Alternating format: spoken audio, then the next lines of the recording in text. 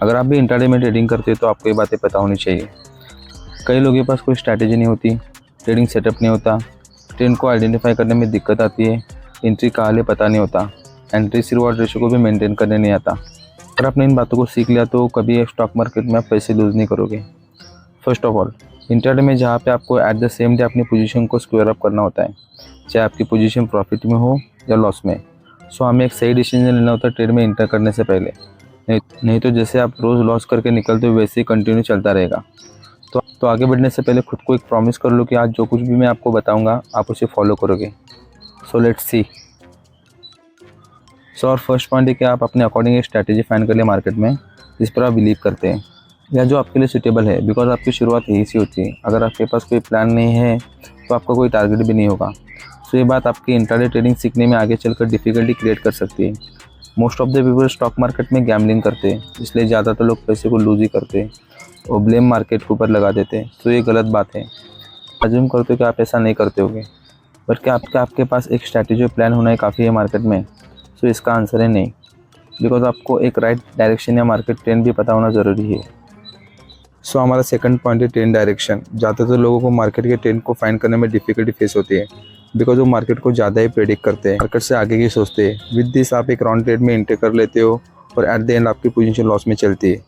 And आप assumption करते हो कि मार्केट यहाँ से रिवर्स होगा, यहाँ से रिवर्स होगा, जो कि होता नहीं, because market is supreme, anything can happen. So जितना मार्केट ट्रेंड के साथ काम करोगे उतना ही आप सेफ रहोगे मार्केट में। बट एक सही ट्रेंड के साथ आपको ये भी ध्यान रखना चाहिए कि मेरी एंट्री का होनी चाहिए, स्टॉप लॉस एंड टारगेट, ये तीनों चीज़ें प्री डिसाइड होनी चाहिए।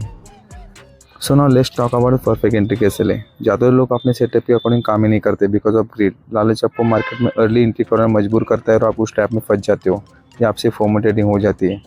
सो जब मार्केट में कुछ समझ नहीं आ रहा तो तब एक ही चीज़ कर सकती है, वो है वेट, बिकॉज आपकी फर्स्ट प्रायोरिटी है अपने कैपिटल को सेफ रखना। एक परफेक्ट एंट्री के लिए आप अपने सेटअप को पूरा बन जाने दो चार्ट पे, देन एक कैंडल जो आपके फेवर में बन जाए तब आप एंट्री बना लो। बिकॉज ऑफ दिस आपको मार्केट में लॉस भी होगा तो आप उसके लिए तैयार रहोगे एंड ओवर ट्रेडिंग से भी बचोगे या रिवर्स ट्रेंड से बचोगे। बट वेट, आपने स्ट्रैटेजी फाइंड कर ली, ट्रेंड आइडेंटिफाई कर लिया, एक परफेक्ट एंट्री बना ली, but what about the risk reward ratio? Without proper risk reward ratio आप मार्केट में टिक नहीं पाओगे।